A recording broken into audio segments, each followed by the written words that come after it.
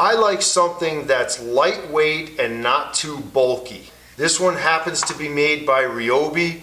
It's very lightweight and easy to use, and it actually has fewer features than many of the power planers, and I find that to be an advantage when working on doors, and here's why.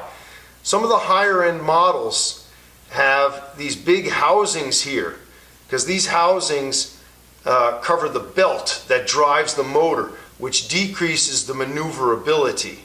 Get a planer that has a bag for the discharge. The bag goes on the side. This lever here determines where the discharge goes. And you'll see when you start planing, if you don't have a bag, this stuff is like a wood chipper. It kicks out so much material, and there are going to be times when you need to plane inside someone's house, and you don't want to just be sending wood chips out into their living room. It makes a huge mess. This knob here controls the height. It starts at 0, goes all the way up to 3/30 seconds. Even when the knob is set at 0, it still cuts some wood. When you adjust this knob, it doesn't move the blades. It moves this plate up and down. That's how the height is adjusted.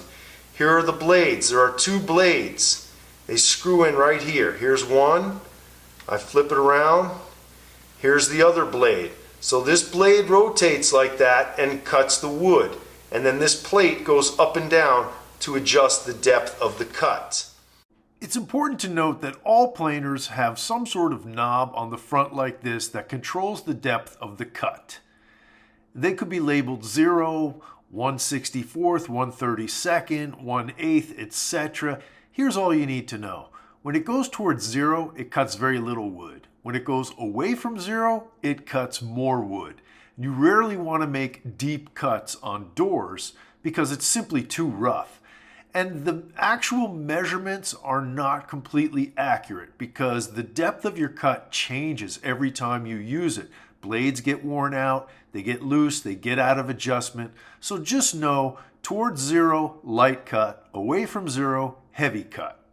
And when you get to the point where you're turning it toward the heavier cut more and more and it's just not cutting that much, that's a sign that your blades are worn out or broken and you need to change them or adjust them.